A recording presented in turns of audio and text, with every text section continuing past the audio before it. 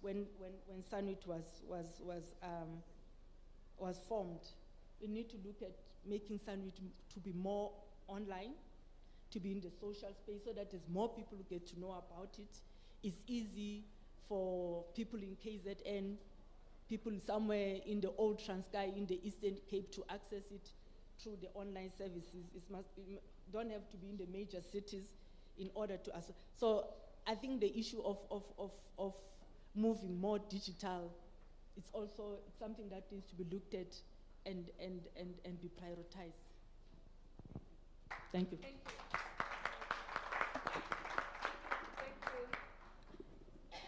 Thank you.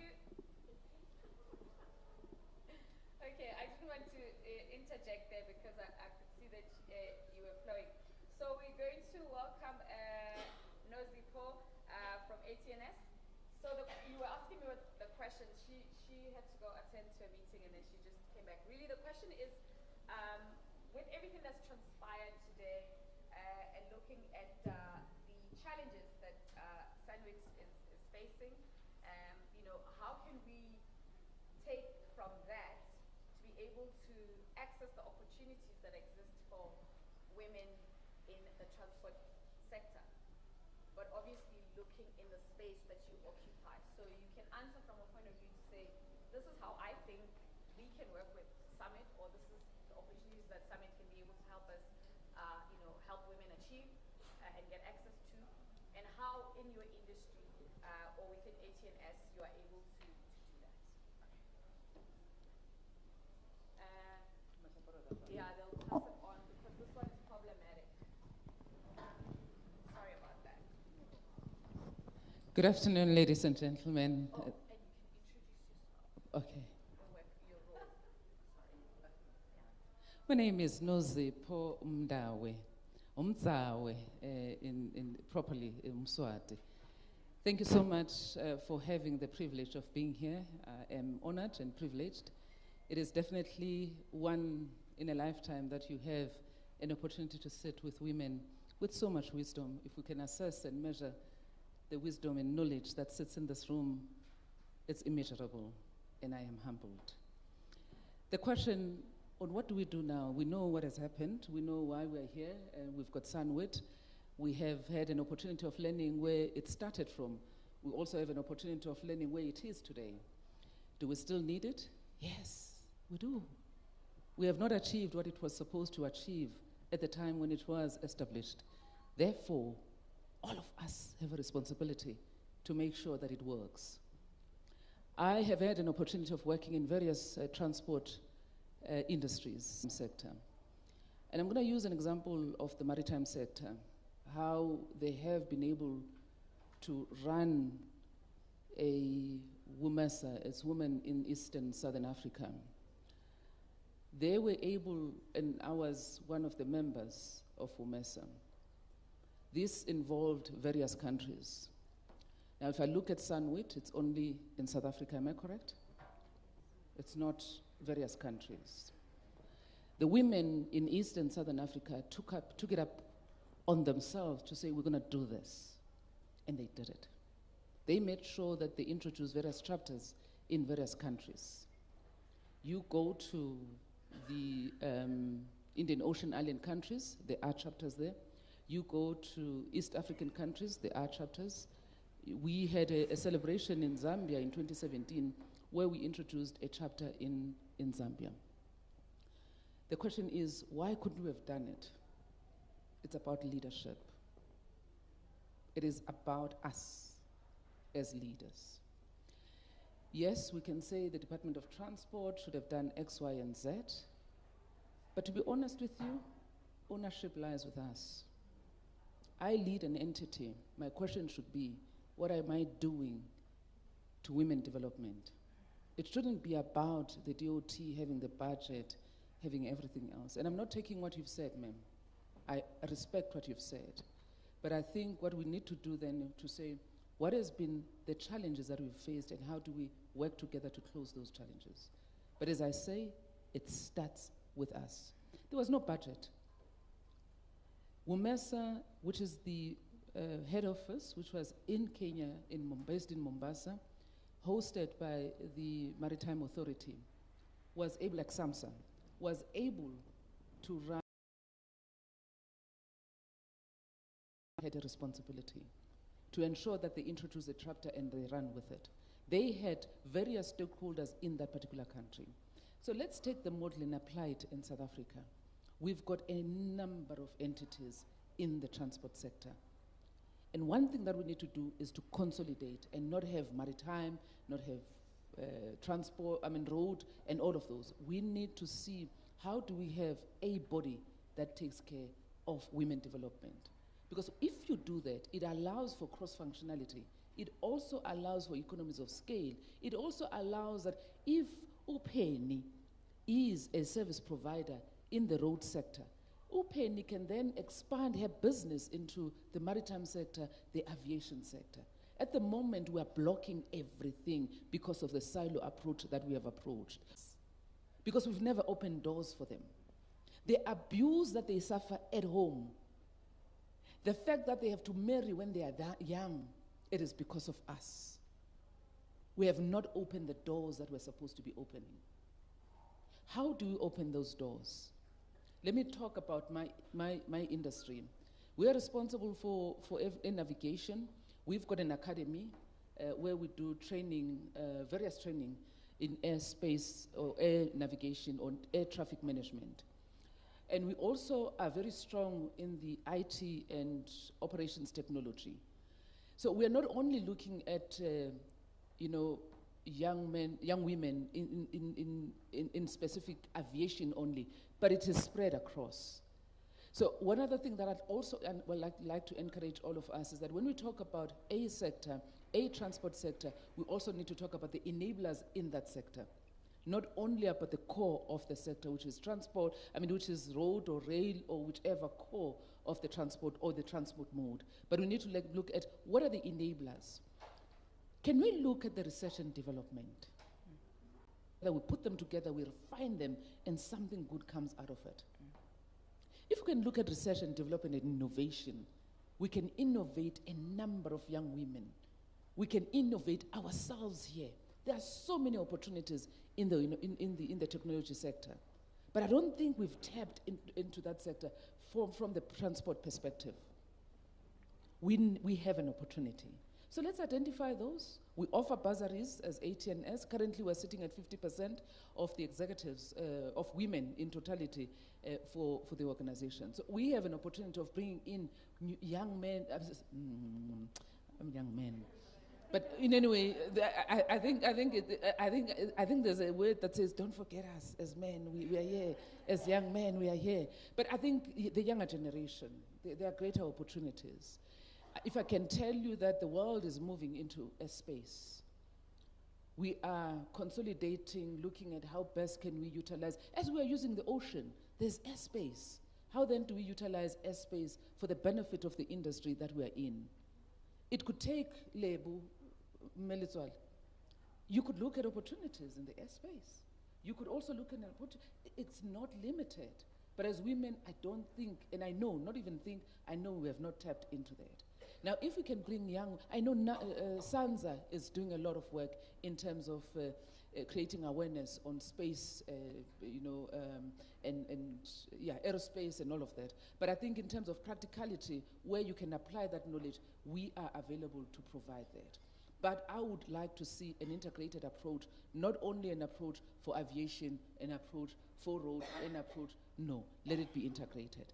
I also would like to encourage ourselves, to encourage the young women and men at home about our education system. We will never be able to achieve with the current education system.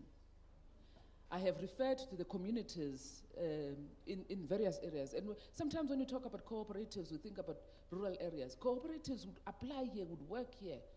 We can make you shared, Mampeng, about the cooperatives. Here's a vehicle to really liberate us from the formal systems that have never worked for us in some instances, if I may say.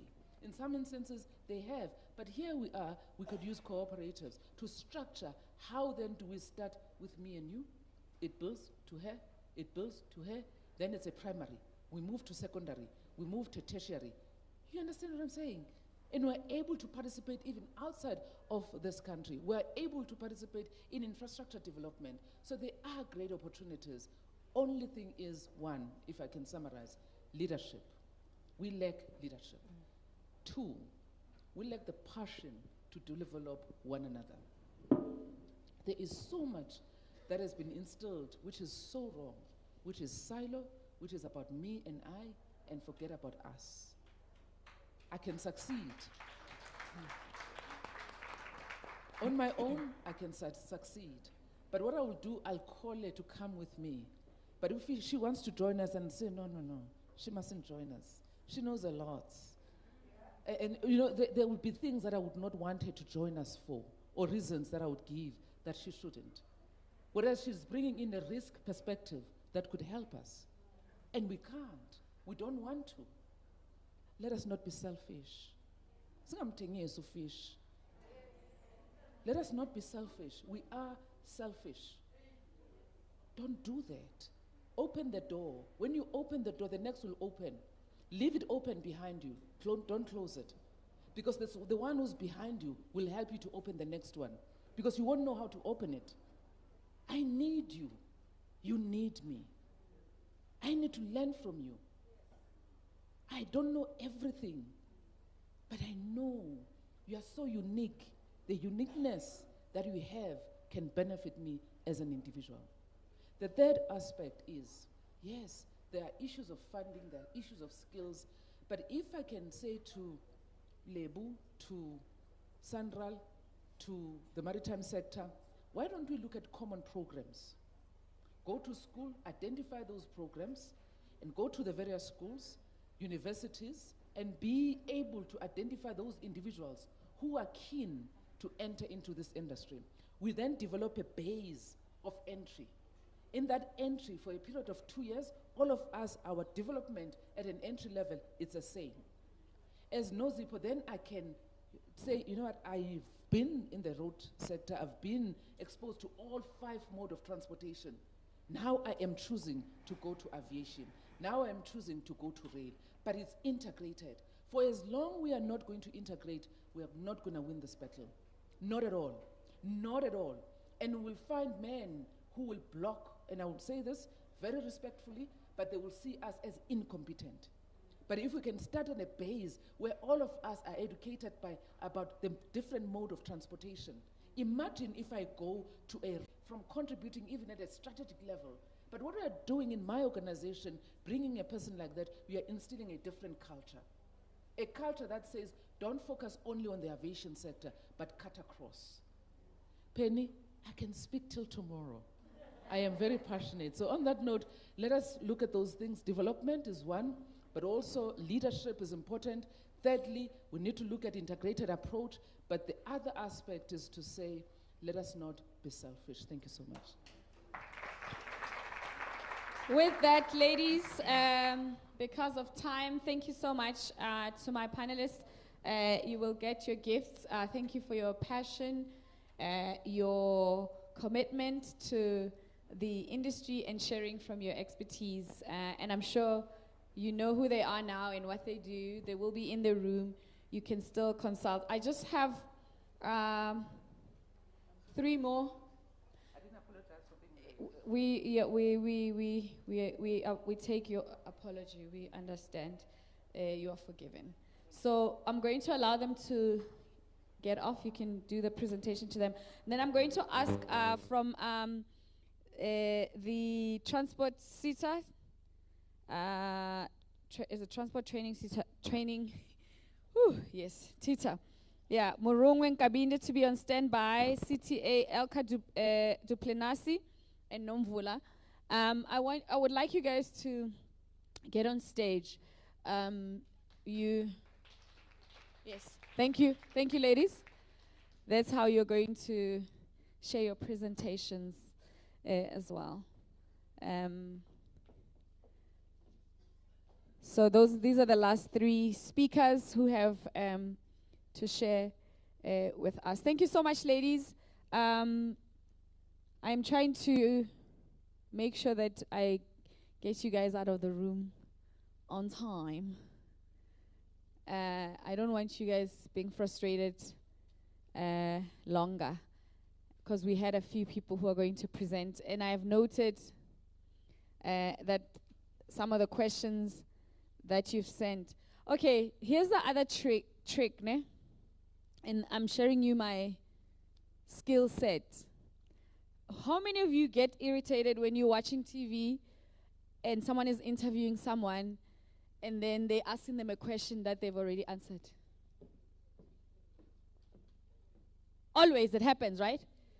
Don't listen to your question being asked the way you want it to be asked. Pay attention to the conversation, because half of the questions that you send me, your questions have been asked.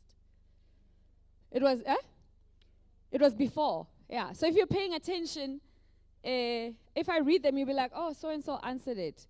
So it's also very important to, and I know because we're also pressed for time, I can read through the questions, you realize that half of them have been asked. Shem, these ladies, you see they have their laptops.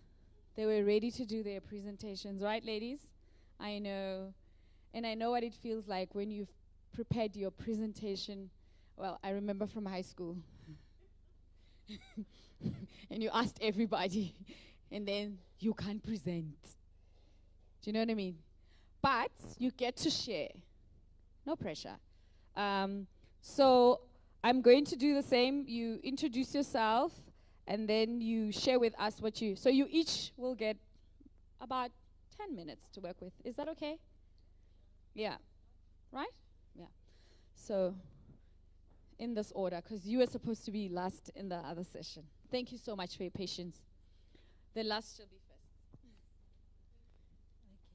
Okay. Thanks, ma'am. My name is Sanbona. I'm Nomvula Makhotlo from Department of Small Business Development. Kinalap.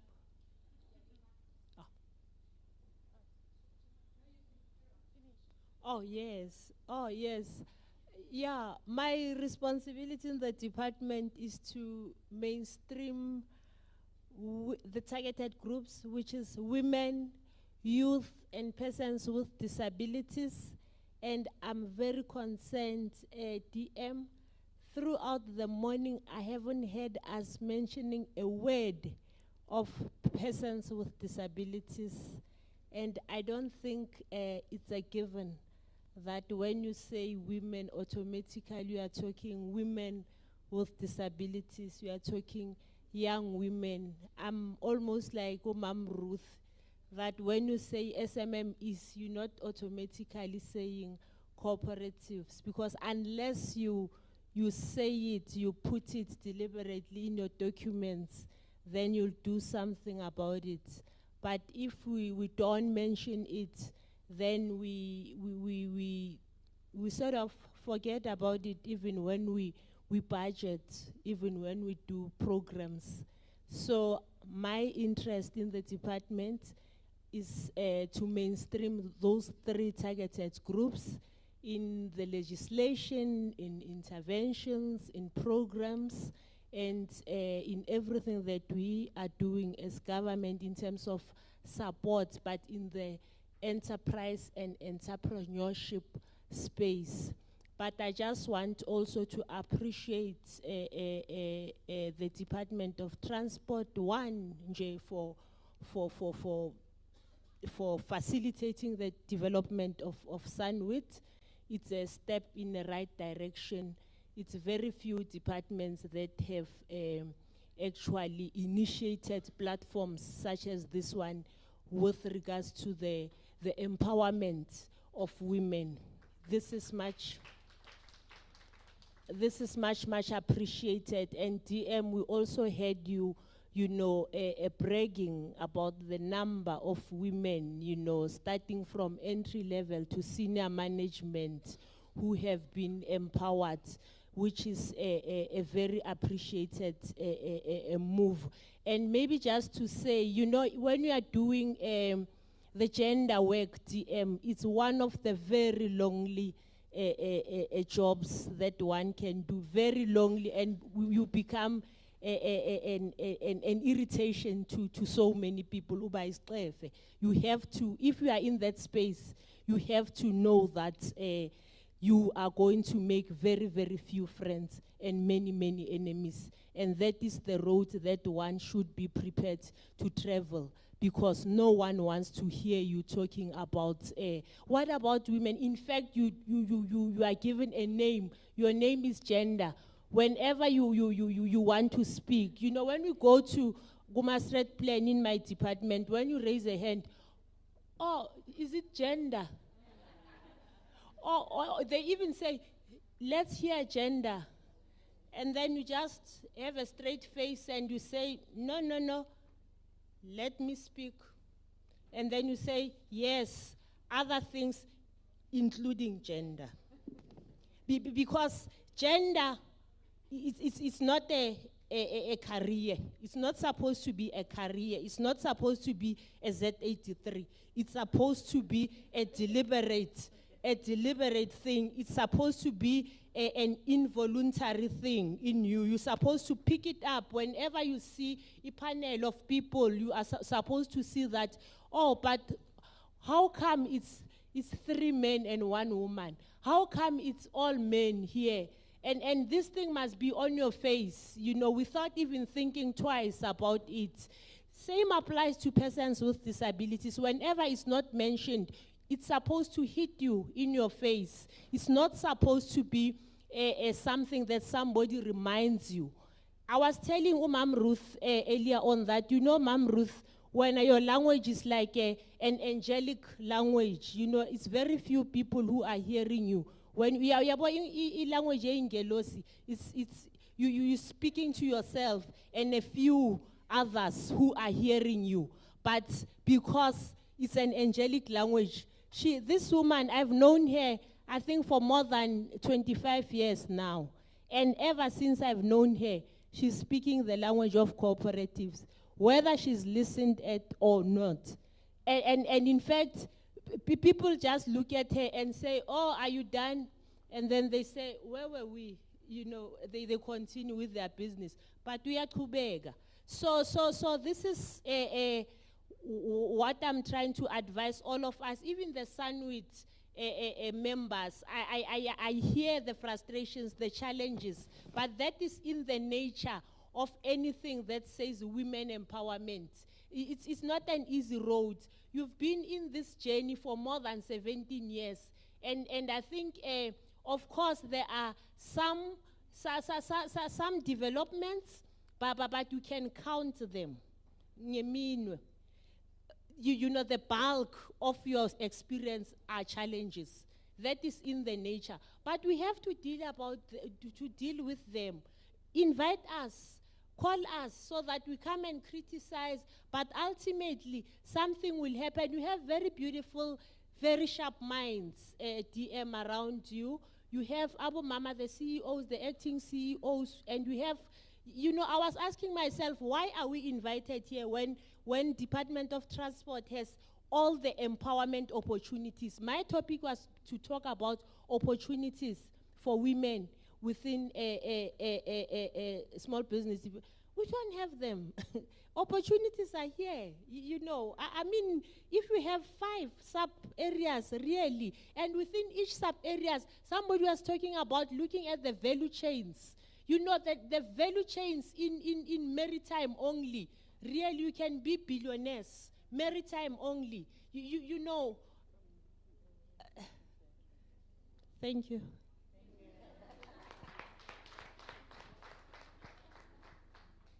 Afternoon, everybody.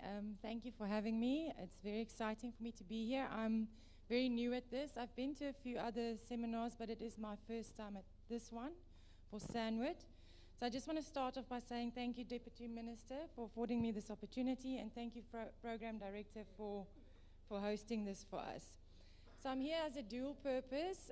The lady that was supposed to present, which was Nikki Scott, is not available, and she's from the Commercial Transport Academy. I'd just like to talk a little bit about what she's doing in the industry and what amazing initiatives she's got.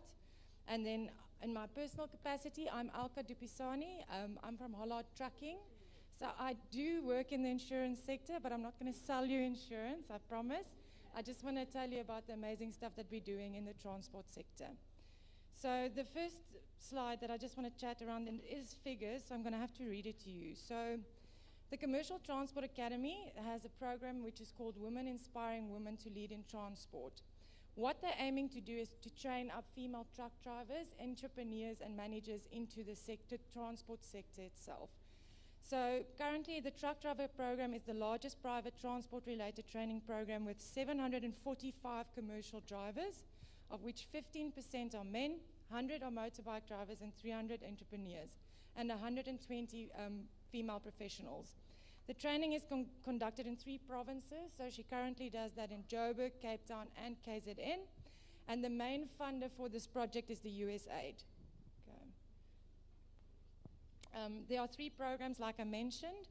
The first one is Run With It, so that is for an entrepreneurial program.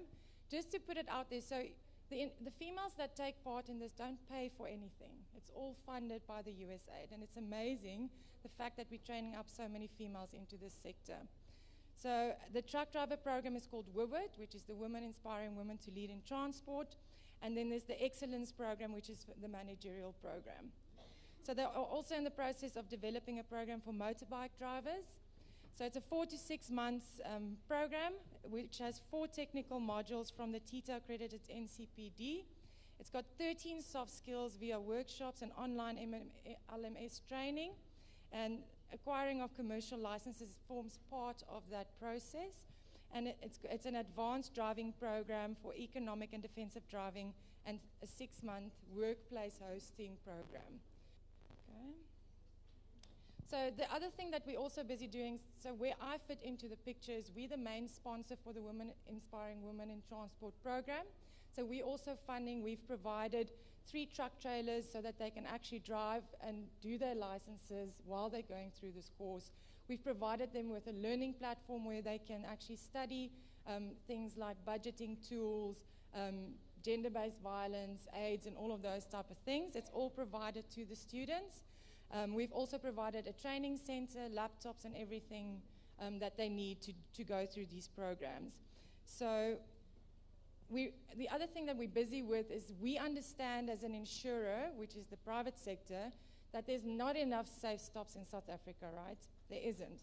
And we've realized that even if there are safe stops, there's not even toilet facilities for female truck drivers. So we're trying to change the narrative, and we're partnering up with other private companies to try and change that. So some of the individuals that are in that committee, if I can call it that, is Total Energies, Makwande, Unitrans, Imperial Logistics, us, Volvo, USAID, and C-Track. So it's quite a big committee, and we obviously want to grow that as well. So if anybody wants to be part of that to try and change that narrative, please come and see me, or maybe just talk to me afterwards. And what I want to say about that is it is essential that the private sector and government work together to improve driver safety within South Africa. We can't do it on our own, so we need to partner up, and that's why I'm here today. So just a little bit about what we as Hollard do.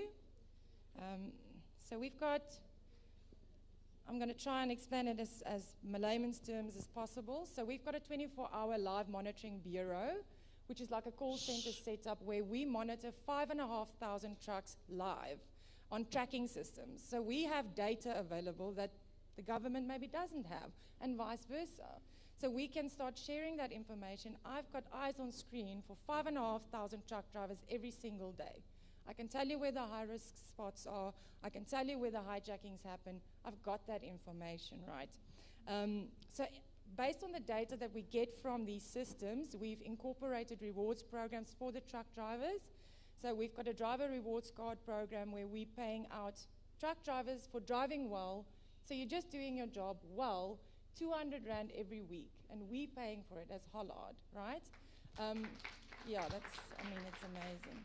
So we've paid over 4 million already to these truck drivers. We've got 1,400 currently on our book, so we're trying to grow that as well.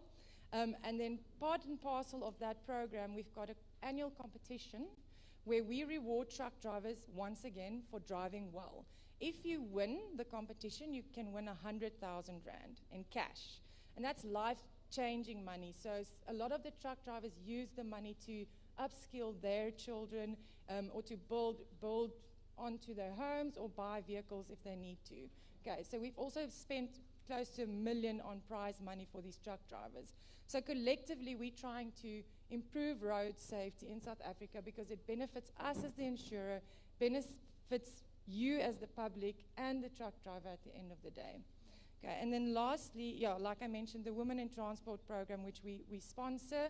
We've also put in quite a lot of money to try and, recognize the gender inequality in South Africa. So I'd really love to share my presentation with you afterwards so you can see some of the stats and some of the beautiful photos that we've taken. Just a short story before I close off. Throughout this journey and being involved in this whole process, some things that we, for example, realized is, did you know that there's actually just one supplier in South Africa that provides female overalls? And we had to look far and low because we couldn't find anybody that could provide female overalls. I mean, that's a brilliant business opportunity for anybody sitting in this room. Think about it. No one does that, right? And we try and help the small suppliers as well when we go through this journey. And that's me. Thank you.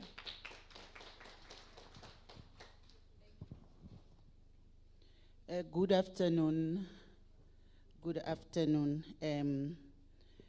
My name is Murungwe Nkabinde.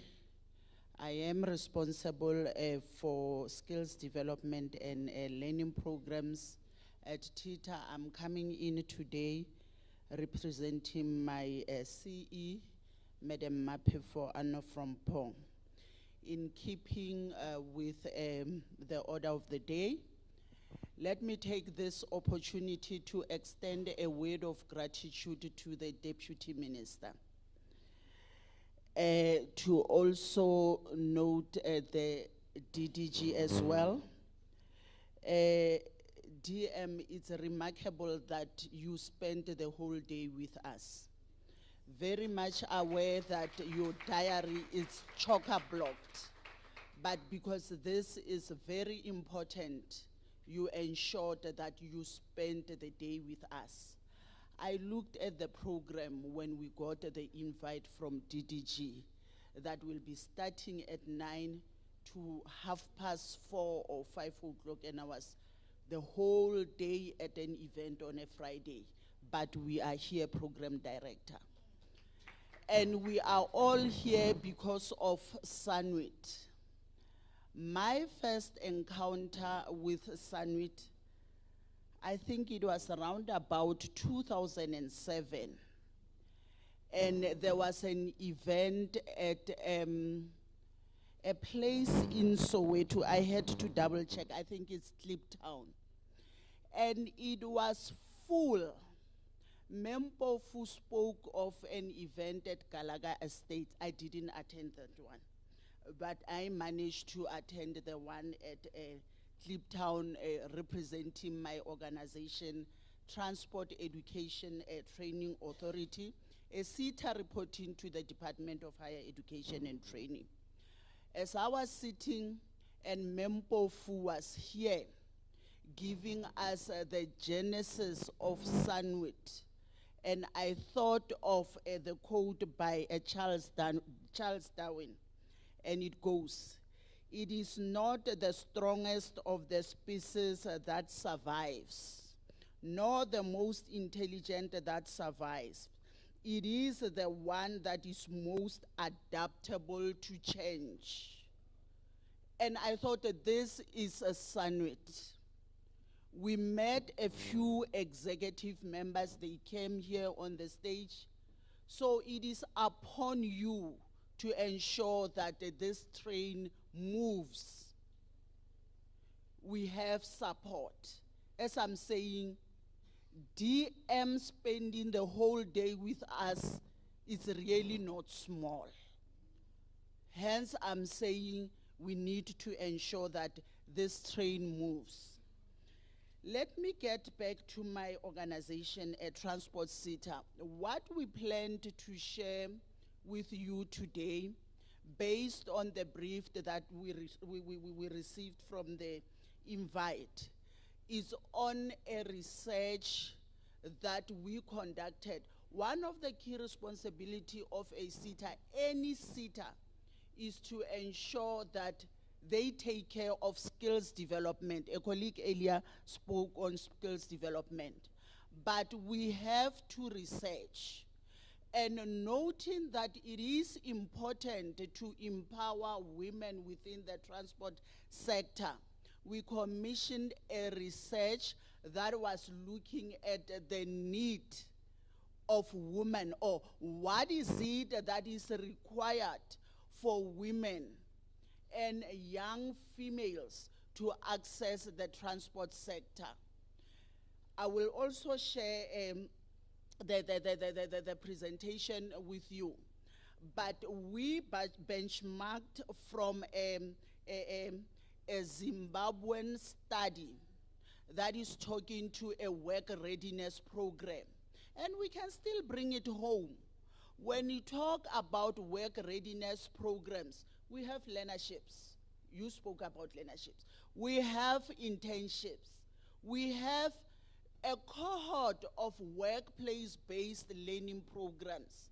We have bursaries as TITA. We do allocate bursaries to unemployed youth. We offer bursaries to learners at all the HEIs, but largely we do concentrate on rural areas. I really appreciated your model, my sister. We have started with that because we are looking for employers to take on the learners who have completed. On my database, I have about more than 2,000 learners that we sponsored with bursaries. They are qualified. They have degrees. On an annual basis, we do host an event almost of a similar nature, and we would invite employers, you know, for a matchmaking exercise. What is your need as a SANRAL? We have all these graduates who qualified in internal audit, who qualified in any other critical skills that might be sitting on your HR plan. So that is a very, very key, and I'm actually calling upon SANWIT members, you know, who owns this business to approach me. I am responsible for that program of unemployed bursaries. So they complete, and we are seeking to ensure that we place them for work readiness programs, for internship, and. TITA as a SETA, it is responsible for the disbursement of mandatory grant. You can also come and register as those small businesses. We are also responsible for the allocation of discretionary grant. But the discretionary grant that we allocate, we look at the need of the transport sector. Isn't it our responsibility is to ensure that we empower the transport sector? I will bring it home today to say, looking at women in transport as well. We do support cooperatives, Mama. You can get my details. So, very, very key. Our mandate is to ensure that we implement the National Skills Development Plan. Program Director, let me pause. If I can start talking skills development, I'll take all your time. Thank you.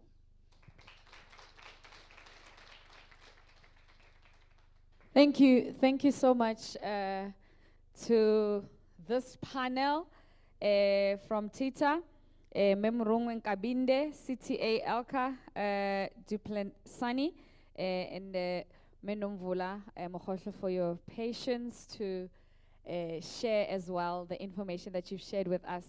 So I think because of you, Nomvula, I have been, I'm trying to find a gentle word, but this lot, they're not gentle, and I don't blame them.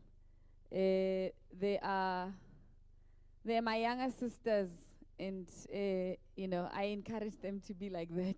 the young people in the room, they've come to me. They said, we are young people in transport.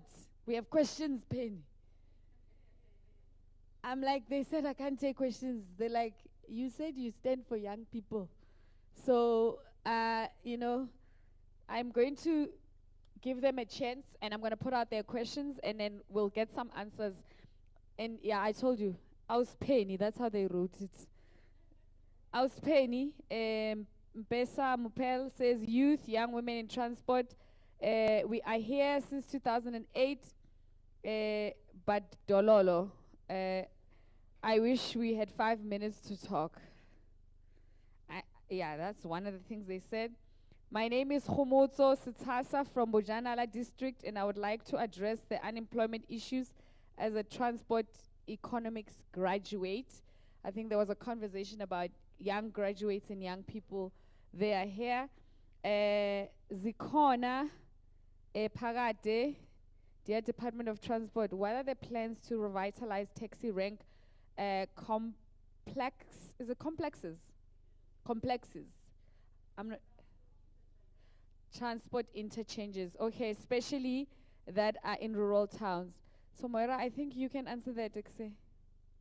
No? No. What are the plans to revitalize taxi rank complexes, especially that are in rural areas? I don't know if that's something you can answer. So I'm putting it out to people who are in the panel or anybody who's got expertise to answer these. Then there's a love letter from Charisma. As a BCom Honors Transport Economics student, this is from Buitumelo, I feel like I have acquired more theory, and this is all thanks to the Department of Transport for the bursary. However, now the challenge that I have is that I have more theory with no practical experience. So my question is it possible for the department to actually offer us opportunities to gain experience and apply the theory that we have gained? These practicals could actually be in a form of, vacation work, or actually inviting us to be involved when they are building their infrastructures. I'm sure one of the CEOs can direct that. And then another one, mine is not a question, but rather a suggestion. This is from Charisma. I really understand that all the structures are doing their best to offer us as students opportunities to further our studies. However, I feel that there is also another angle to go about this. They could offer us opportunities that allow us to gain practical experience. I think it's a double whammy there. For example, in Sanral, has infrastructural project that it's running, could include students in that project so that they could get the experience needed. This will not only make our CVs look better, but also give us an advantage in the lecture hall or exams. I wish I could elaborate further on this and would appreciate it if granted the opportunity. Thank God you've got me as your president here. I made sure that, I think that also the big question is, where do we go from here? And then to SANWIT, leadership. Does SANWIT have a fair representation of all transport spheres? Ponder on that.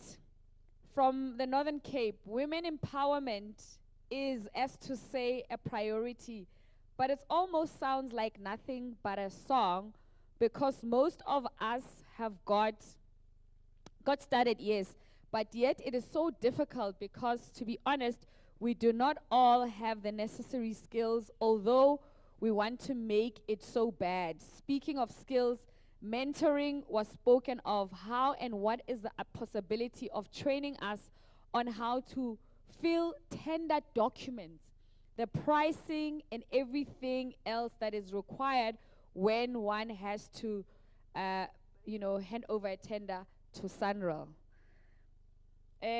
How do we include women in the climate change conversation around decarbonization of the transport sector? Here's another one that I almost forgot. In 2015, mandates were signed for the state-owned entities, SOEs. Nothing happened. 5 years has passed. What now? This is from Verlene Manuel. Is it Vak? What? Yes. That's the comment question there. How will SANWIT assist the fishing communities in the marine sector as we are ocean transport and land transport? As the MSP ocean economy invention is happening strong now in our country. Is there any grooming of young researchers? I think this speaks to that research and development in terms of being able to grow the scope, of being able to know the state of what happens in the transport sector throughout the country, in different provinces and cities as well. DM, that was directed to you. Infrastructure is extremely important when it comes to the economy. One of the reasons for high unemployment in the Eastern Cape, which greatly affects women, is lack of infrastructure. How can women be equipped in terms of research skills and dominance to probe on infrastructure? What contribution can be there to try and have them champion this? This was from SANWIT and to Bumi, but obviously she had to leave us early. I think I have tried to read every question that came across to me. I'm just double checking. Oh no, how does Moira deal with the issue of violence in the taxi industry as a woman? Is she part of Santaco? If yes, what is the representation of women in the executive of that? I swear that was the last one. So I know that any takers, eh? Freedom, yeah, any takers. If you want to take an answer, please take any. I know Letlohanola had 2 directed questions at her. So we're going to start with yours while the others think about their answers. So anybody who wants to answer, raise your hand and then I will come to you. No, I think I'll read it in this question is asking, can you kindly assist in extending invite to the Eastern Cape Women in Transport for the Sunroll Roundtable dinner happening next week in East London? Definitely. So probably I will need to get, I think it's Tia, I'll need to get your details. Probably it's our stakeholder engagement team that organized that, so if there's a table, then we can be able to talk. That was an easy one. Ms. Lebohang, I like what you said about mentoring and coaching. Now can I get the information on that? And I think it's similar to some of the questions that were asked there. So at Sunroll, we do have Technical Excellence Academy, and this is an extended training program for graduates. So graduates are trained and they are paid as they are doing their training after their studies, and they are exposed to all these projects that Sunroll does, and they get the necessary training and they can be able to be registered engineers at the end. So it's like practicals. And this now has been extended to all other functions within Sunroll. So it was previously limited to engineering, and it's more structured with civil engineering because that's our core business. They have mentors that we've appointed that they are mentored as they do different projects. So the question is broad, but in terms of mentoring and coaching and training SMMEs, with the 30% subcontracting that we have, within that budget, there's specific for supplier training. So that we monitor, and if the main contractor is not doing what they need to do, there are penalties that that main contractor is subjected to. And we have seen the gap where Sunroll seems to be a little bit far away in ensuring and monitoring that actual training happens on the project. and we are changing our documents to be able to make sure that our own project managers appointed by SANROL are hands-on and they be able to monitor the objectives that we want to do, especially when coming to transformation. And I was talking to Mam Bengu here about community development projects. So previously what SANROL used to do is that we used to put community development projects within the main contractor. But we've seen that we don't see the fruits of it because we rely solely on the main contractor. So we have separated that. So they will be advertised the tenders will be advertised on their own, and those are grade 1 to 4.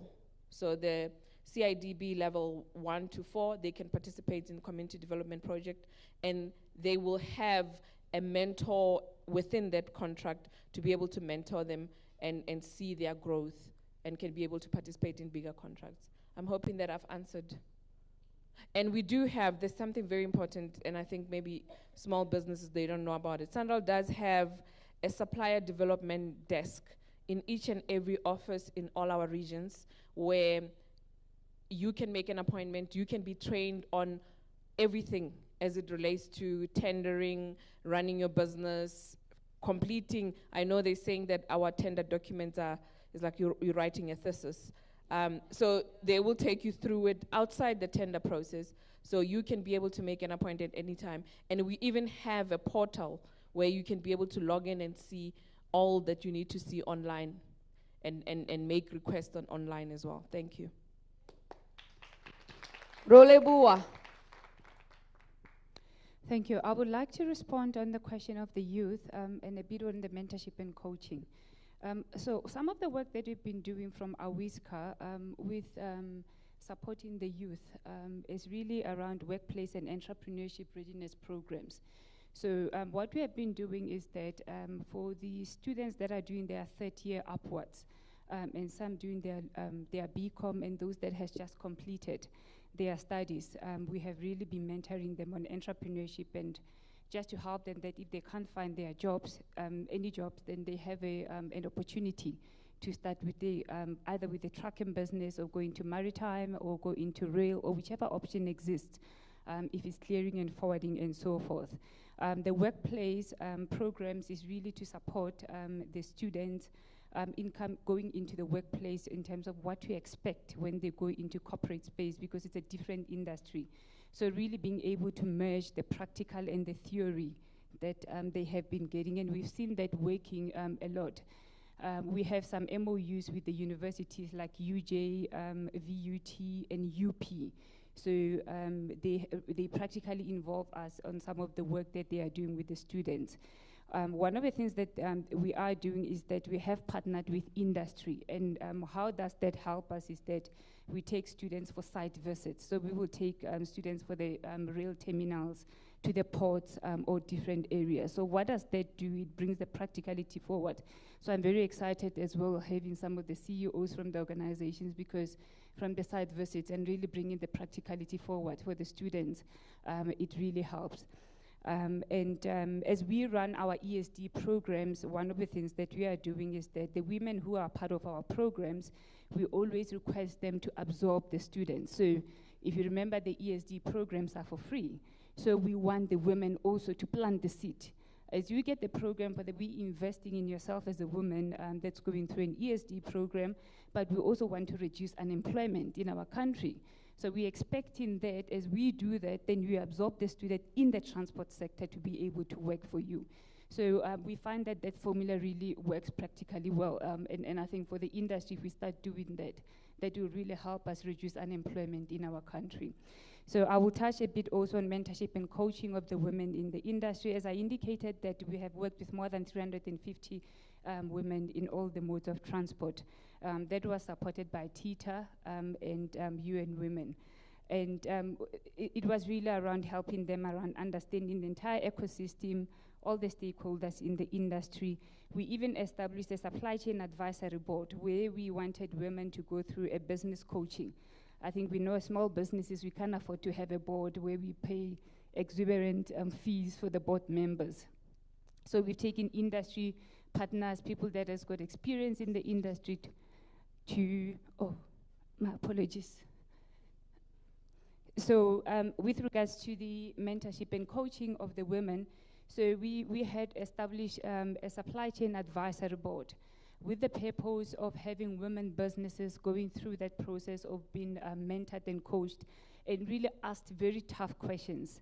I think we know as small businesses, we can't afford to have boards established and really paying a lot of money to those board members. So we have industry coaches and mentors. We've really developed a very long list of those mentors and coaches that understand transport sectors and all modes, and they are willing to really pool their efforts and really asking the tough questions for all the women in the industry to participate and get their business to grow and to accelerate and to be sustainable as well.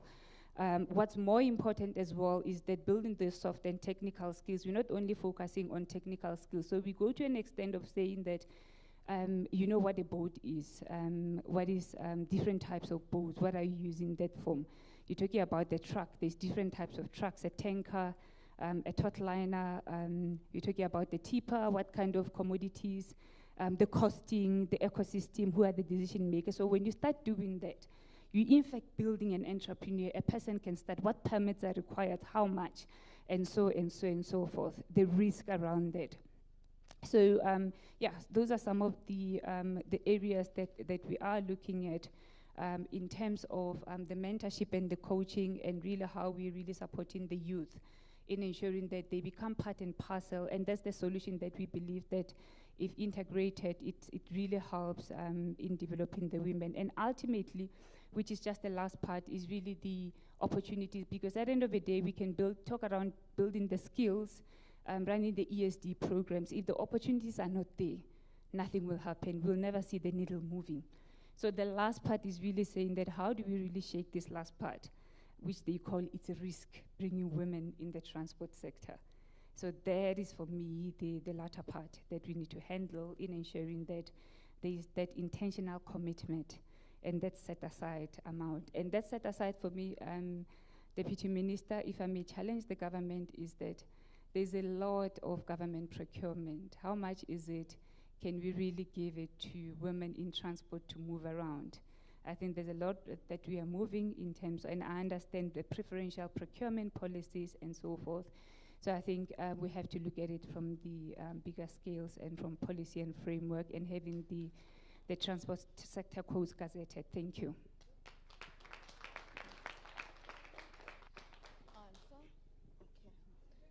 All right, thank you so much.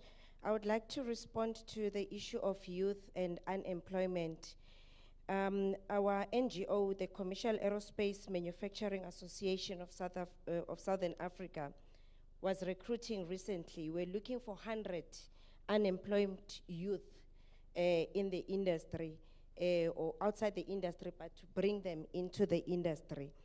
And what we've discovered through the recruitment process is that we struggled, DM, to find young women who are interested in technical part, of being given the opportunity to practice their theory. I would therefore like to encourage young people to consider technical skills as well as a gateway into any industry. Aerospace is very limited for us in South Africa alone. However, we are creating strategic partnerships with other transport modes. In aerospace currently, we are in great talks with automotive. So if we give you training, welding of aeroplanes, you should be able to do welding in automotive, maritime, rail.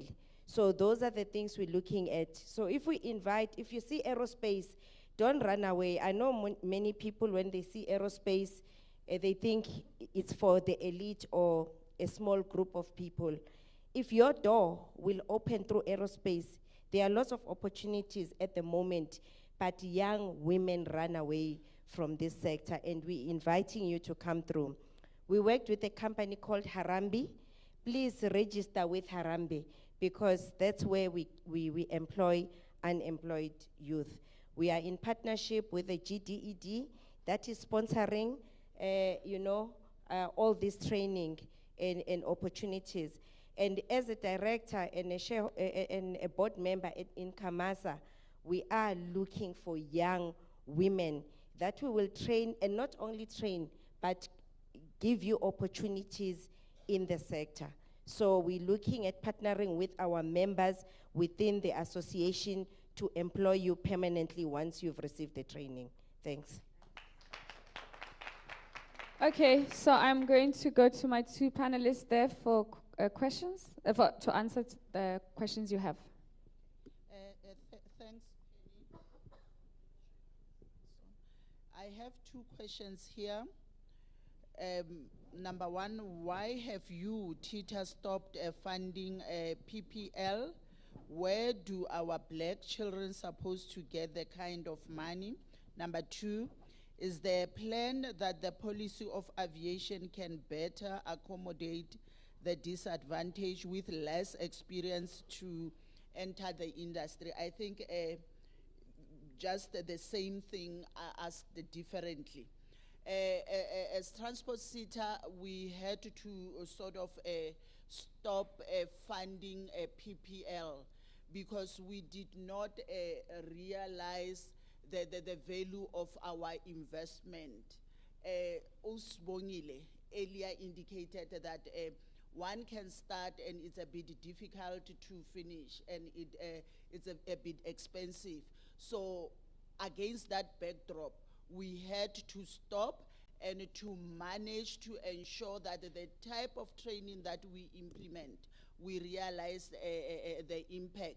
We had to put the criteria to say to accept you into an aviation training to CPL, for example, commercial pilot license, come with the PPL. However, the good news is that we have reviewed. We have recently reviewed our funding framework based on very key inputs to also look into really how do we build the pipeline. Your second part to say how do we ensure that the less advantaged gain access. So effective from next year, the other year 23-24, we will start funding the PPL as well. We have covered it. We fund from PPL, your CPL, the ratings, and so we have just reviewed that part. Thank you.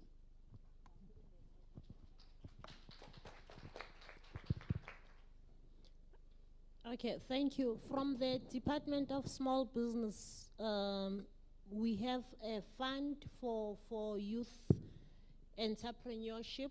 It's called the Youth Challenge Fund, because our department is about enterprise development and entrepreneurship.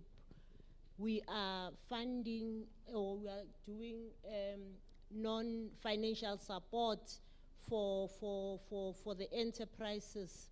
So with regards to young people, we have that fund which is looking at either the startups or those who want to upscale their operation. But maybe just to give some, I suspect it should be parting shots, eh? Yes. Is to say that I think DM and maybe Mam Ruth would know that public procurement in South Africa amounts to about 1.5 trillion rand. Public procurement, I think you touched on that one. The actual figure this financial year is about 1.5 trillion trillion. And of that, only 1.6, 1% to 6% ends in the hands of women-owned businesses. That is not only in South Africa, by the way, globally. And that is in spite of the 30% that we are talking about. And DM, I hear your department is talking 30%. Are you aware of the 40% a commitment that was made by President, which I don't hear any of us mentioning since this morning. So we are talking his story when we talk 30%. The current position is 40%.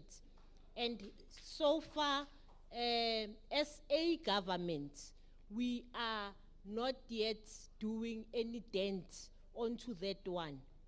And another argument that is coming our way, I think you would know, Oslebuhang, is this judgment, court judgment about the court judgment says what was wrong about how government implemented that a procurement issue was that National Treasury put in place the regulations, which was supposed to be done by departments and state-owned organs.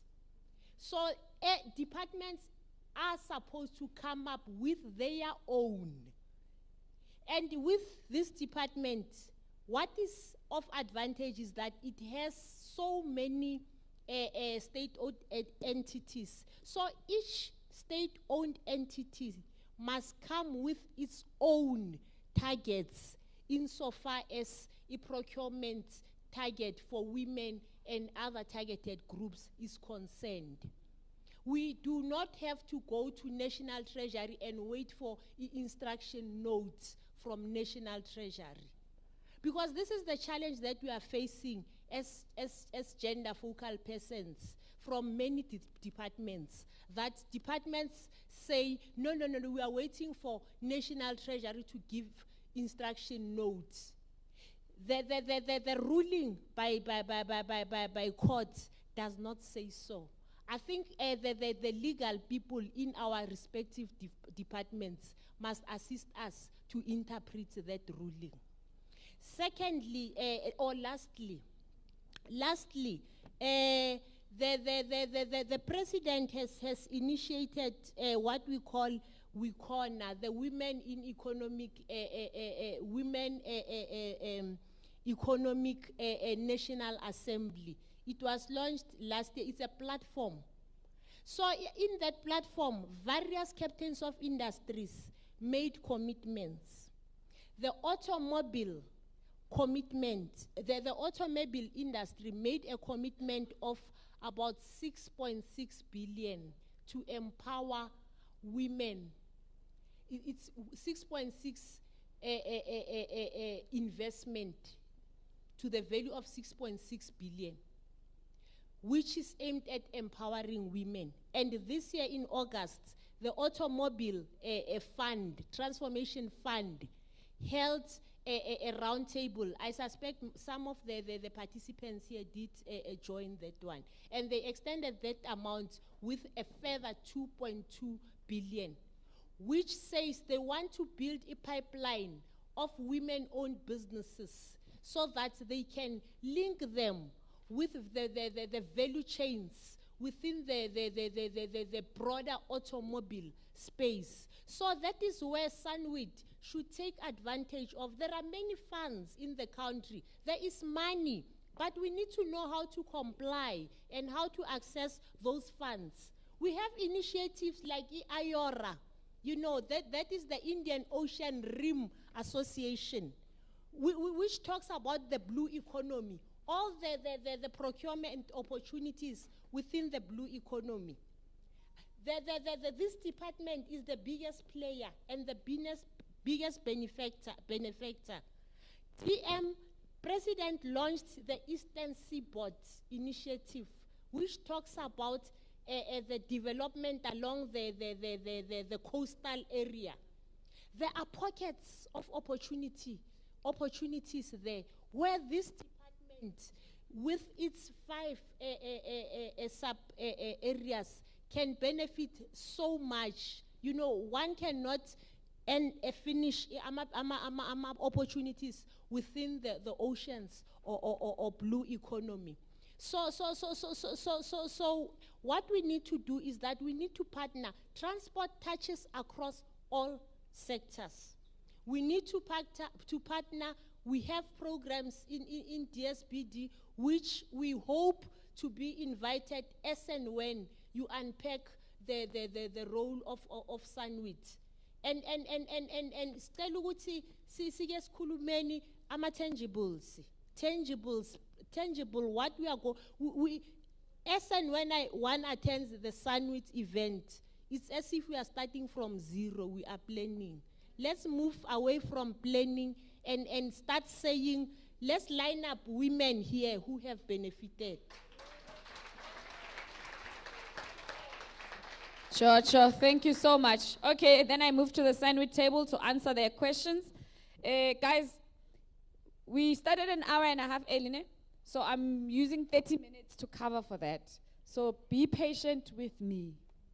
I'm almost there. After DM speaks, we are done. And I'm very close.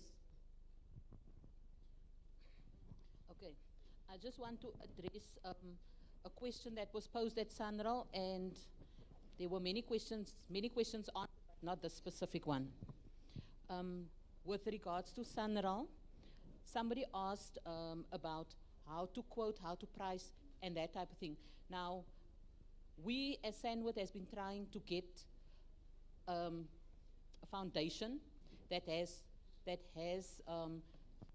running a program, a skill development program, where all those things are taught.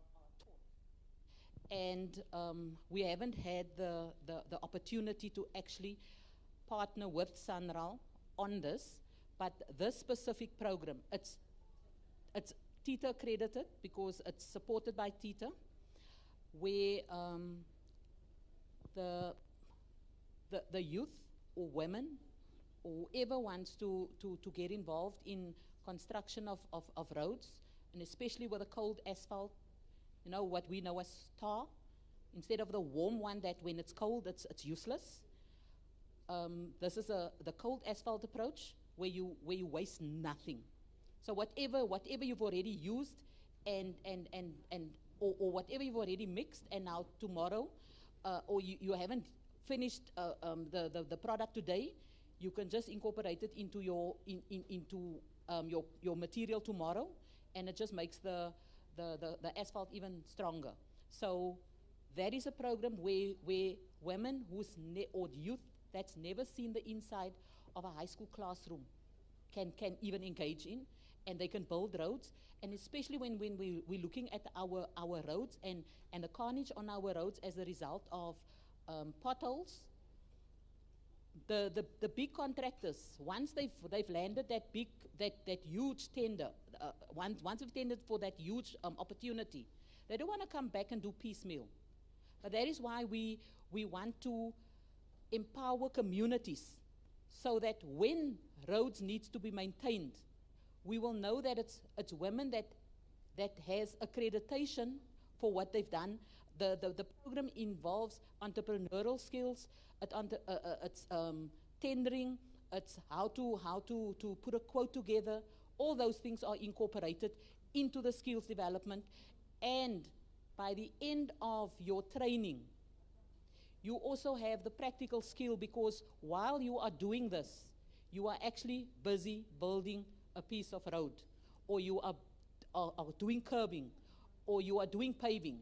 So once you've got your accreditation, you've also got the practical skill, and you've got the credential that you've already been in a program.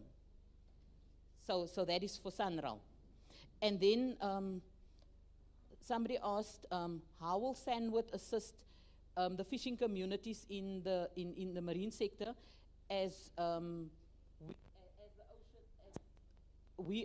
ocean transport and land transport.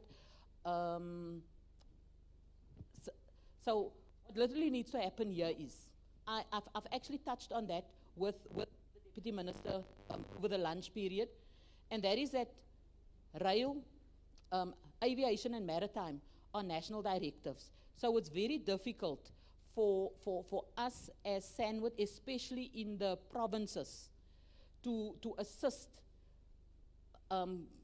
those transport sectors. But what we are doing in the Western Cape, and the strategy is also implemented in KZN and the Eastern Cape and Northern Cape, is to mobilize fishing communities. Once we know what their needs are and their challenges are, we can approach TITA, and most of the challenges they have, the answers lies within their communities. Because all these researchers and experts, they actually come and feed off our knowledge, and then they come up with these brilliant concepts. So the knowledge is in our communities. But if the knowledge that they have is endorsed as a credential, then they can be those skills development facilitators. They can be those engineers and whoever eventually that will assist their communities.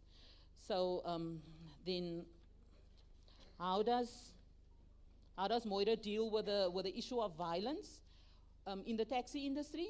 With regards to the taxi industry, most commuters don't know that when you have a bad experience, you are supposed to report that experience. An operating license can be revoked as a result of an operator not being compliant and not acting within the National Land Transport Act and the Constitution. And you can either report the incident at the provincial regulatory entity in your province. Alternatively, you can report it to law enforcement, traffic and law enforcement in your community. I promise you, I've done it, and I have had successes. And everyone else that I've told to take that path, they've had successes. Those perpetrators, they are taking the road. Those operating license holders, their licenses are revoked. So the only way a problem can be addressed is if you report it. Okay? And then Zakona, was that one finished? Yeah, no. It was with regards to the interchanges. The interchanges that is local development. So as a community, if there is a need, the need first has to be identified before that development can happen. And because the taxi industry is such an exclusive community, you must make sure that you're working with the taxi industry. They will never allow you to come and benefit from a transport interchange that they are where they are operating. So either you are part of the community or you're working collaboration with them if you want to benefit from those interchanges. Thank you. One question, right? Yes, it's only one question. Yes. The question is, does SANWIT have a fair representation from all transport spheres? The answer is very clear, and we shouldn't shy away from that as the current leadership of SANWIT. The answer is no. I will give reasons for that. The reason is many transport women formations that are currently working in, they are deriving from SANWIT. And we are saying, as the current leadership of SANWIT, the doors are open for all women in transport, irrespective of the mode of transport that you are operating with. The reason why we are saying that, we want to attract women investors. We also need skilled women to come and assist. We also need young people to be in SANWIT. Failing to do so, SANWIT is just going to be there as a name, and we are not going to move forward. Thank you very much.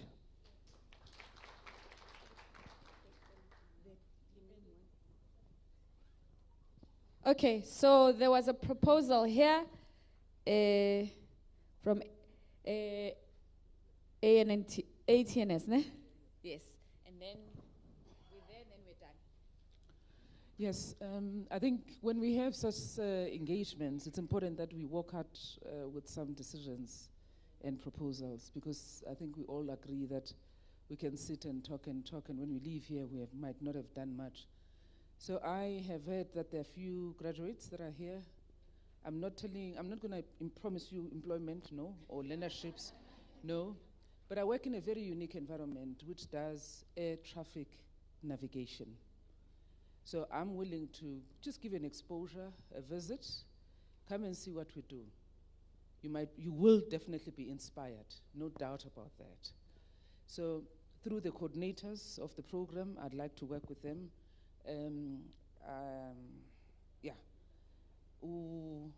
Riranzo Mashaba.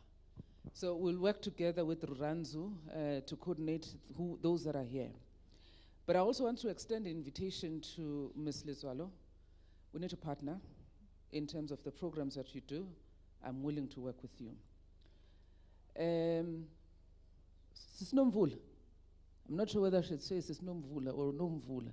But nevertheless, you spoke a lot about SMMEs. You are in that space. We need to improve on our ESD as an entity. We have opportunities of improving, and would like to work with yourself. So if you could work together. That will also, and I think my decision is to prioritize people with disabilities. So we work closely with yourselves as TITA. You do accreditation of our programs, but I know that we can look at beyond what we do as, the accreditation. We can do more. So let's further look at opportunities for further collaboration. Thank you. You got a question which came from the DN's table to give to you. I wasn't going to bring it if it didn't come from there. So please answer that. Then I am wrapping up here. Yeah, it comes from the high table. Yes, thank you.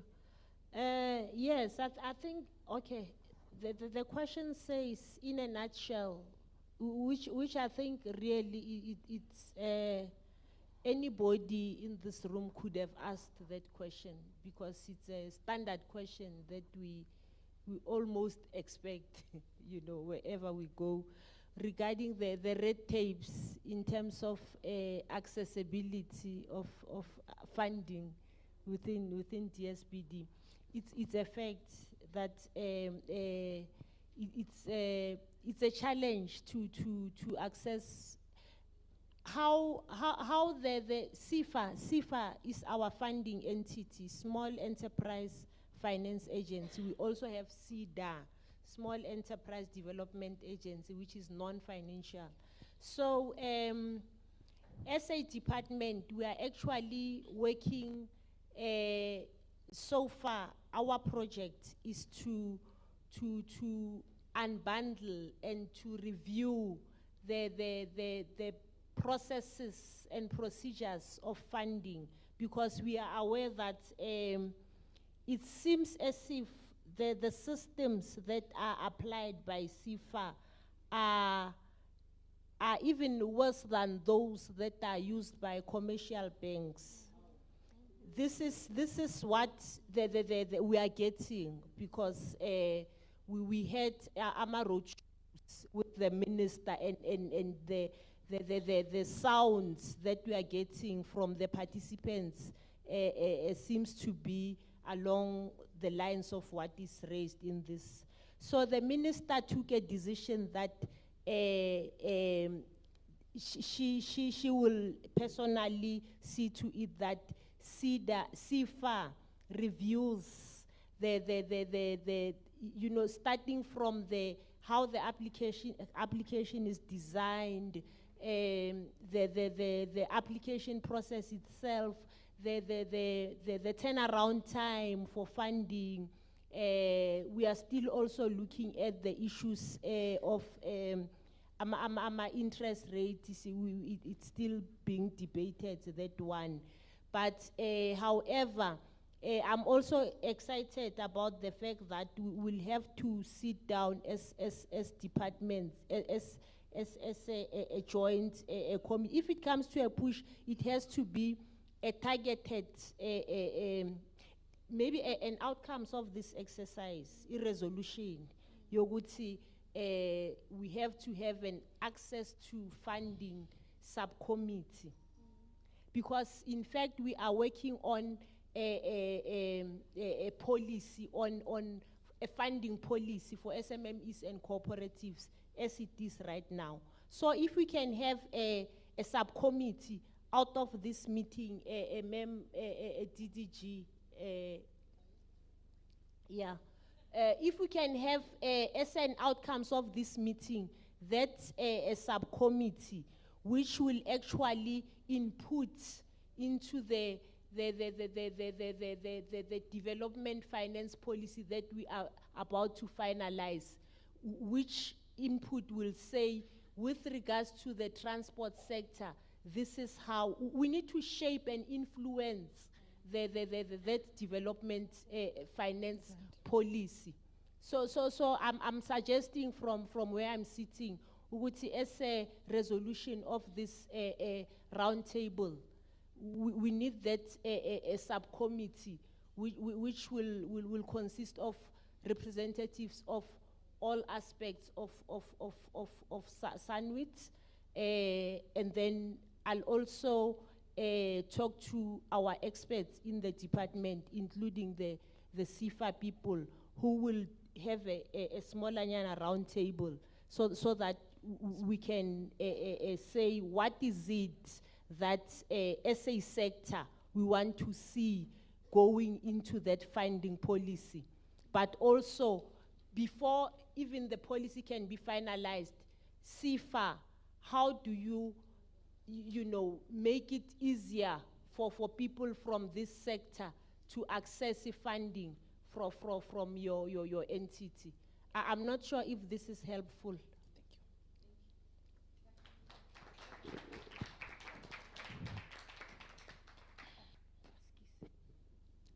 No, thank you very much, Penny. And thank you all for participating in this important roundtable. There have been quite a number of questions asked, and I don't think I would want to respond to any of them specifically. But maybe safe to say, probably to respond to the question that said, where to from here? And I think that's an important one for me. There are two areas that I think should form part of our destination. The first one is the very fact that we do have an interim National Executive Council, including provincial chapters. They've listened carefully to what has been said here. And I want to believe, as SANWIT is for networking, they've identified strategic people, like I think the CEO of OETNS was doing, to say, I would want to work with you. Surely they must have identified people that they will want to interact with and to network with for the good of women. So they have a responsibility now to say, how then do we enhance and strengthen this SANWIT through ensuring that they network and also they grab all the opportunities that were presented at this roundtable. That's the first one. The second is that we don't want to have a permanent interim structure. So we want to move towards electing a permanent structure, permanent in the sense that it's not interim. And that roadmap, I want to believe, ifanele iqale, so that we move towards that. Coupled with that will be the issue of reviewing the constitution of SANWIT. Somebody asked a question, which I think for me was also important to say, how do we ensure that the structures that we have, whether at national or provincial level, represent all transport modes? And it's possible that through the processes that we follow, we can have a structure that is one-sided, that probably has people that are more on road transport than rail transport, than maritime transport, than aviation transport, or even public transport for that matter. And this is a product that may come out of what the Constitution of SANWIT says today and how we elect the structures. And therefore, it's important to begin to say, how do we ensure that we have a structure that represent, if possible, all modes of transport? I think that therefore talks to the process of reviewing the Constitution of SANWIT. That's another matter. The third one for me is to say, I'm happy, seated here, quite a number of people came because they understand the issue of networking. I had to ditch out my business cards. I think of the people that came to me, probably it's only one who was young. The majority of young people probably do not, at this moment, understand the networking. The reason why they are here is for them to say, you might have a particular qualification, but you are sitting at home with that qualification. But there are other opportunities. And that is why they are here. We're expecting that as they are here, they will identify those people that speak what is of interest to young people and take business cards as a way of networking. That is what SANWIT is all about, network of women. Somebody actually refers to a Africa Free Trade Zone, I think one of the panelists there. She says she's operating in the area. The majority may not be aware of the opportunities that are there, but will definitely be interested. She's here. And it actually means that if you get interested in that, talk to her, get the business card. That's the purpose of being a member of SANWIT, but also that is the purpose of having structures of SANWIT. I cannot, let me say this, it's very difficult for a politician to wake up and say, where are women opportunities? It's almost impossible sometimes. But it is very easy when the panelist says, this is highly regulated, making it very difficult to even start a business. And then for me, for SANWIT, to then say, we have had these challenges. And the president has actually announced in his State of the Nation address that we are trying to deregulate all those sectors where we try to open business so that it should not be difficult to open a business. What then is our contribution in that?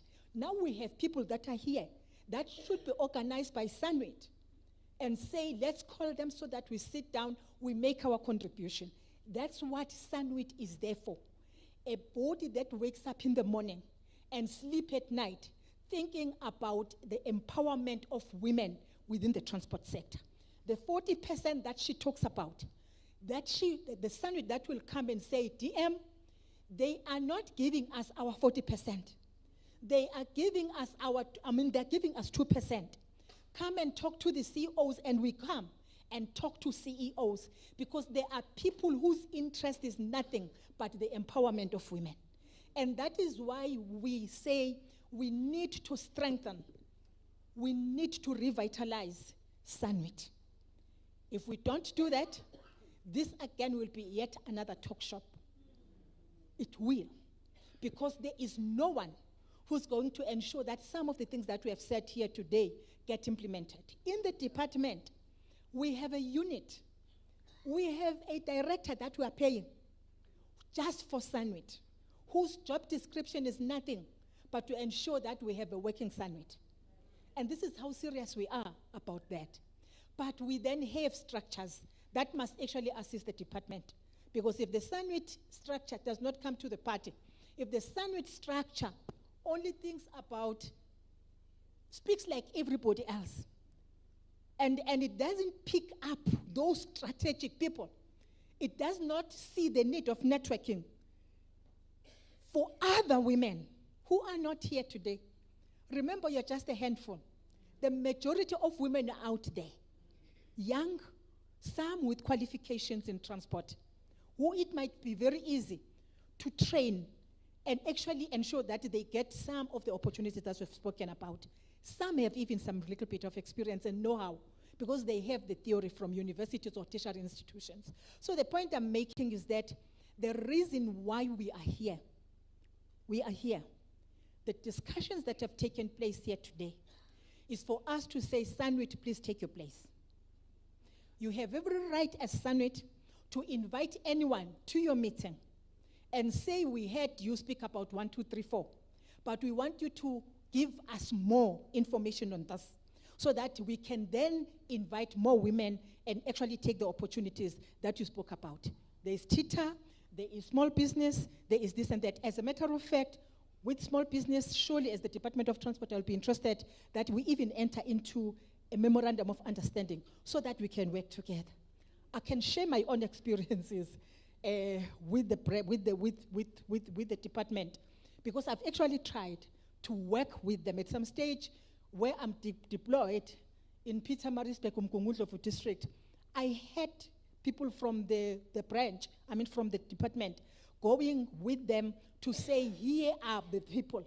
And we have organized municipality to be part of that so that with their small businesses, you can then commit to fund them for amagwinyas, for this and that. But you'll find that, again, there are difficulties about it.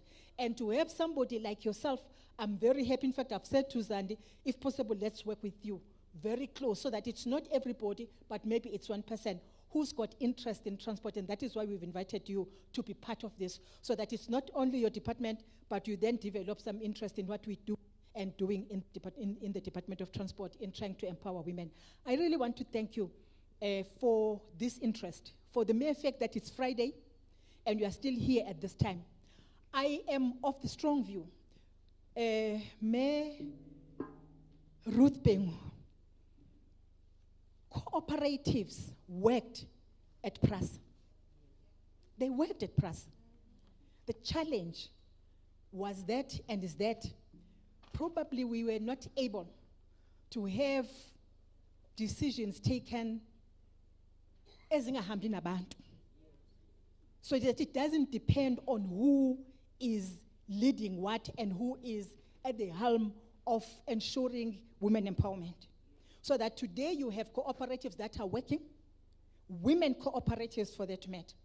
And then somebody leaves, somebody new comes, and then decides that we're closing down everything. And that was the problem. And our view and strong view is that in the presence of SANWIT, such things should not happen. But also decisions that we take should not be dependent on who is leading. They must go beyond people and be above people. And I think for me that will be that. But otherwise, cooperatives are working. And that is why we invited you here. Because surely we would want to see, for me, cooperatives empower more people than individual companies. And I think it's something that we'll want to see. It's not like we want to see women cleaning stations, but they should and do more. They should and do more. And it will be the same thing with Sanral. It's not like we want to see women cutting grass, but they should cut grass and more. And that's what we want to see. We want to see that at AXA happening in our airports. It's not like they only must clean those airports when there's so many businesses that are taking place in our airports, but they should do that and do more. And they can do that as cooperatives. And I think in that way, we actually have seen cooperatives that worked. People, when they were not given the opportunity, they were literally crying because it empowered many women. Prasa did, as a matter of fact.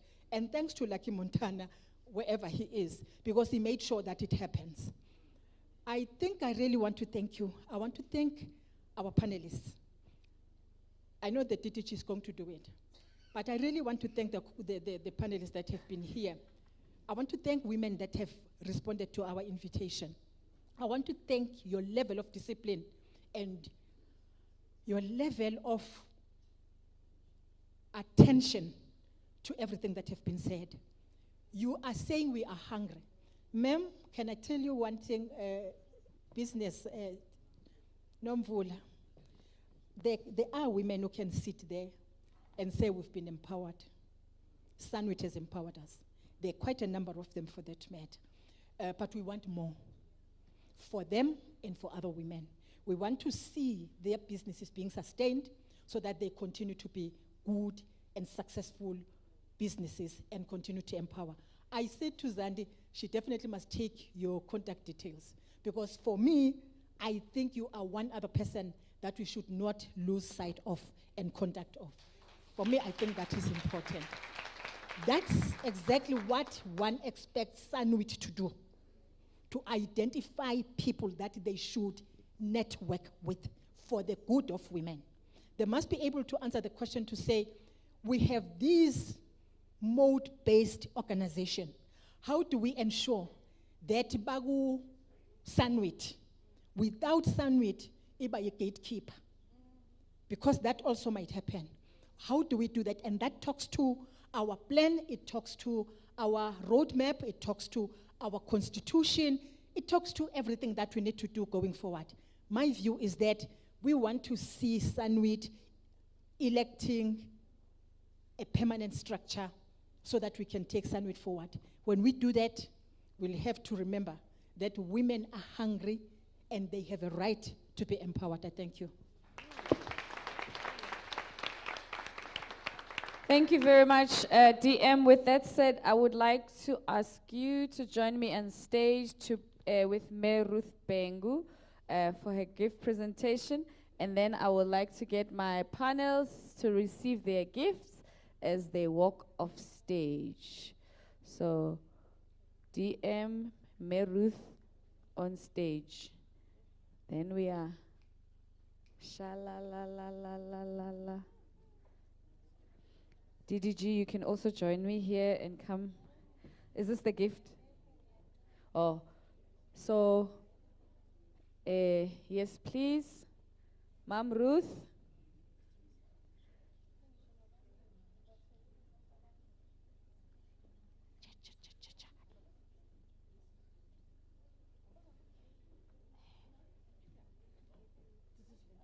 Where's the stuff? Is this the one? So then you just from there.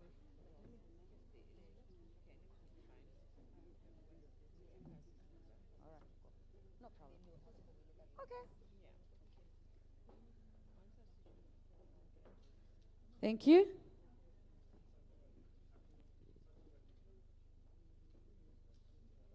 Yeah, we need a picture for that. So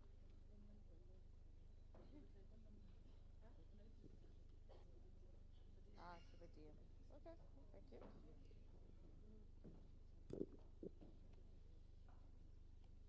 thank you. Thank you, DM.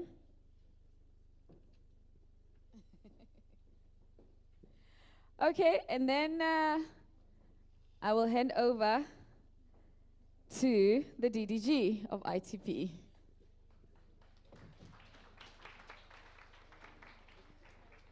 Okay, thank you very much. On the program, it did say that I was going to do a summary of the decisions, but my principal has now spoken. I think I did indicate earlier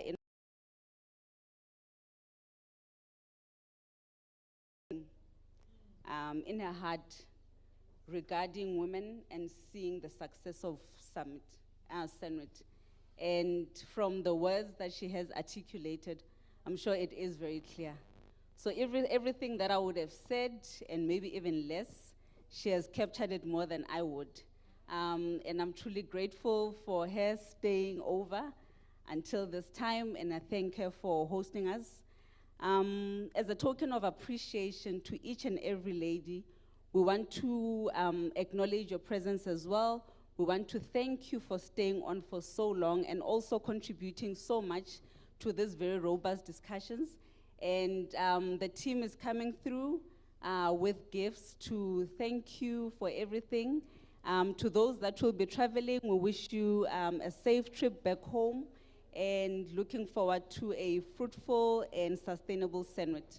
Thank you very much.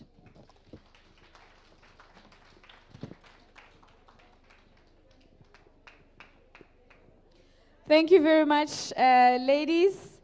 And 2 gentlemen, 3, 4, 5, 6 that I see in the room, 7, 8 in the photographer, 9 with the technical guy at the back. Thank you so much for your attention, your grace, and your time for today. It was my honor and pleasure to facilitate this, and thank you to my young people asking the difficult questions. My name is Penny Libiani. It was an honor and pleasure to be your program director today. Thank you. Thank you very much. Thank you, DDG. And have a great day. Enjoy the rest of your evening. Be safe. God bless. Take care. Follow the Department of Transport if you're on Twitter. Post your pictures as well on Instagram and tag them. SANWIT Roundtable, that's the hashtag. Thank you, thank you. God bless all of you and bye.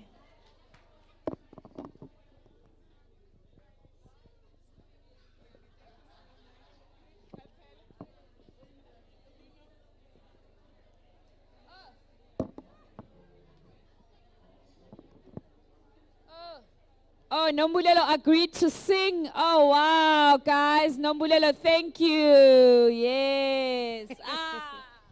Okay, so while everybody walks out, I'll be singing for you. Let's play the first song, guy.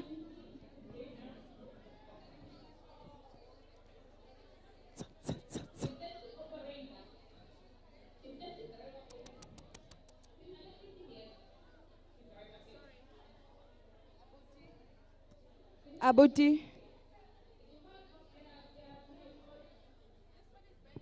Is it? Yeah, this one is better. The second song. Second song.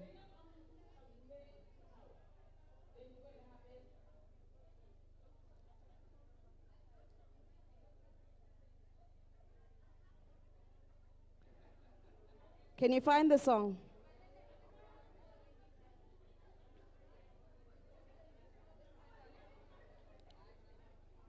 No, the second one. The second one. The second song.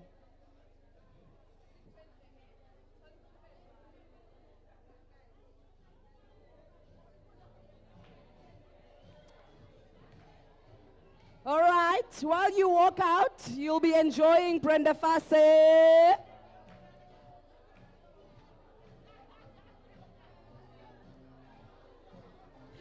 You don't come around